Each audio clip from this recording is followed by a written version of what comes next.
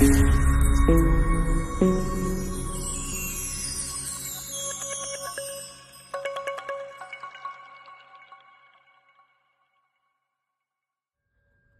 ducks, it's Simon here. Welcome back to the Hermit's Cave. So I don't envisage this video being a particularly long one today because I did show, well, I unwrapped and showed a few cards from this deck during the Boxing Day bash that I did with Chris from Elemental Cartomancy just a couple of days ago. But I haven't done a full walkthrough or shared my thoughts about the deck, and I've not used it yet either. I did select a card for the 9 of Cups week, which is currently where we're at in the Hermit's Cave Facebook group. We've been going through each of the cards. We're on the second minor suit now. So we did the majors, the wands, the cups, and then we've got the swords and pentacles still to go. And we share a card a week, or multiple cards really, our favourite cards, depending on what week it is. And currently we're on the 9 of Cups. But other than that, I've not read with this deck or had a chance to have a really good look at it. And there's not a lot of information about the deck on the back or in the book, really, other than that it's by Estelle Riviere and it's called Tarot Oscuro, and it's a deck to work with the shadow self.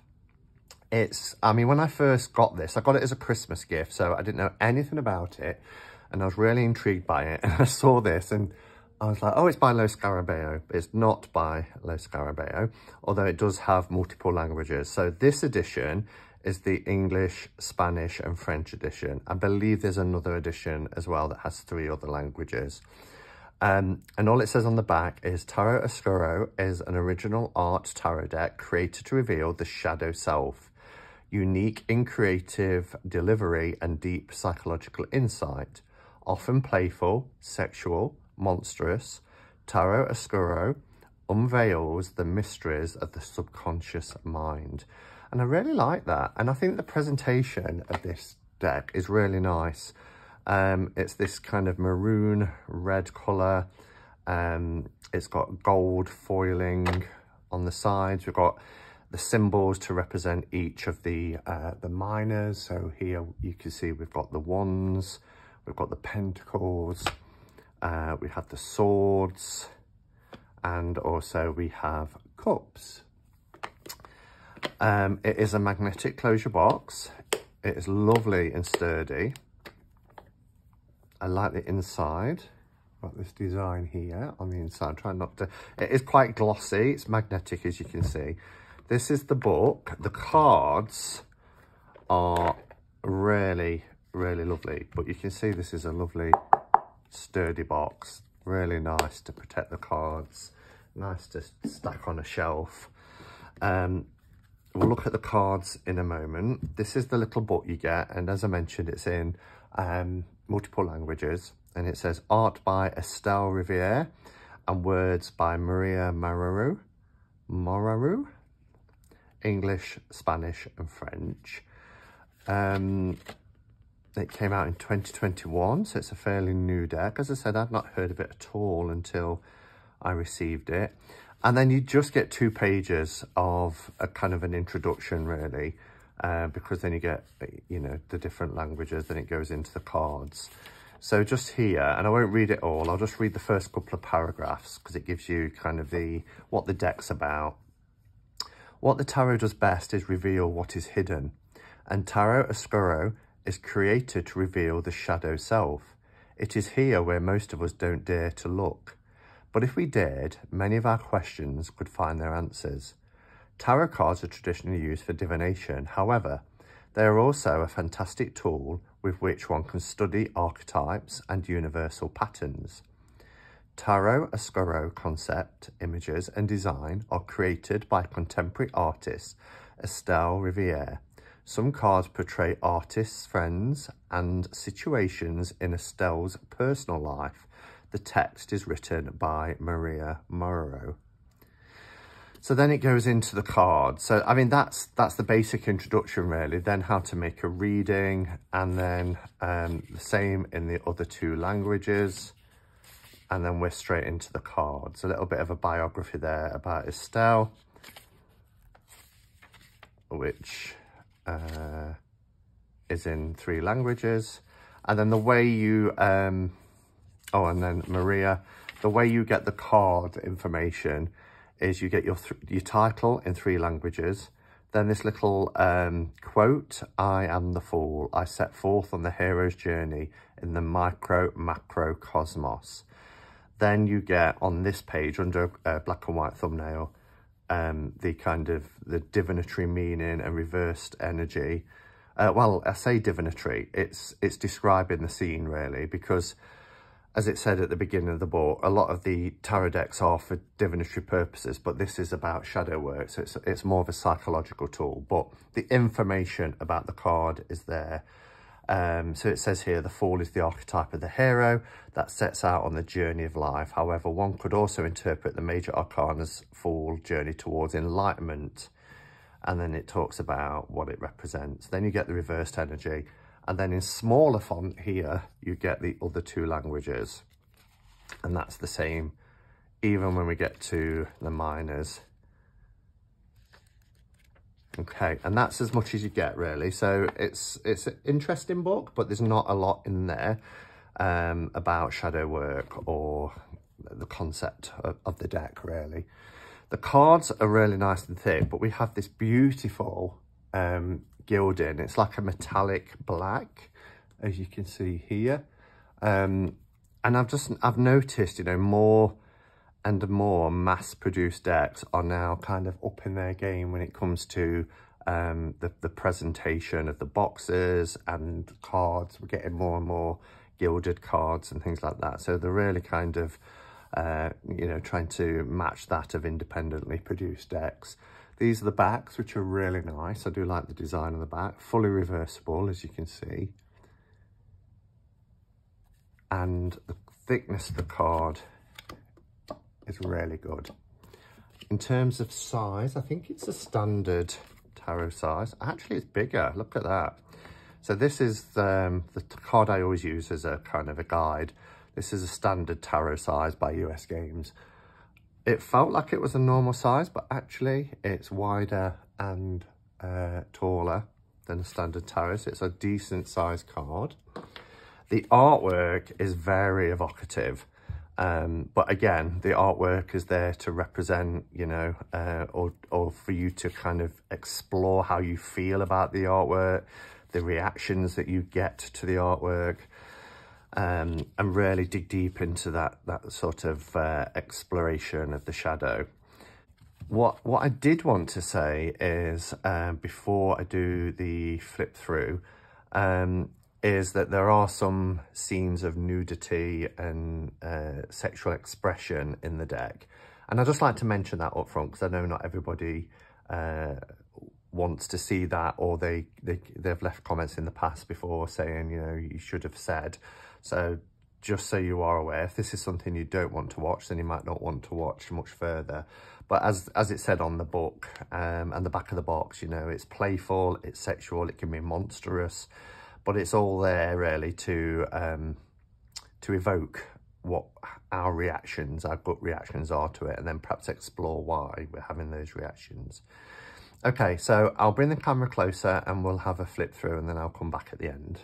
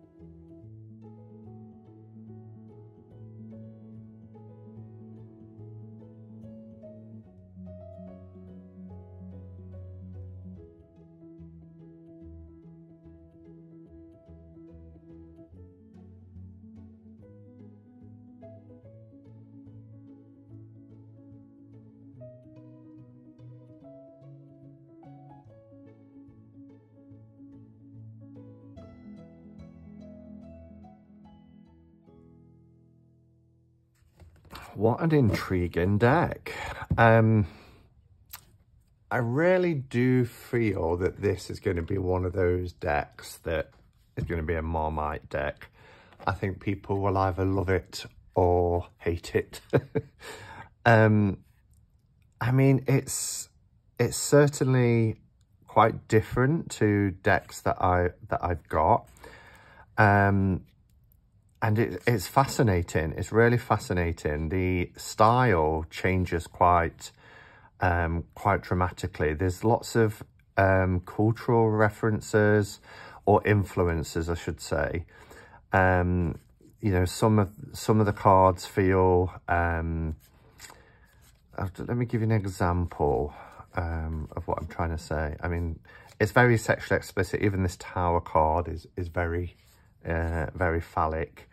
I love this. This kind of reminds me of the culture we're in today, you know, of the Instagram fame and things, with the little things you can put on, like love you, hearts, and, you know, to become a star, and kissing and pouting and all that sort of thing. This is a fantastic card as well, where the moon card, the crustacean, half human, and then look at this, where the moon itself is the head, and the candles become the tower. We have our wolf and dog. So in some ways as well, particularly when you look at cards like this, you know, when I showed a few cards the other day, we didn't know if it was going to be Pip or not, particularly with strength being at number 11. And then I saw these cards and I thought, oh yeah, it's very RWS. And in some ways it is, but in other ways it completely does its own thing.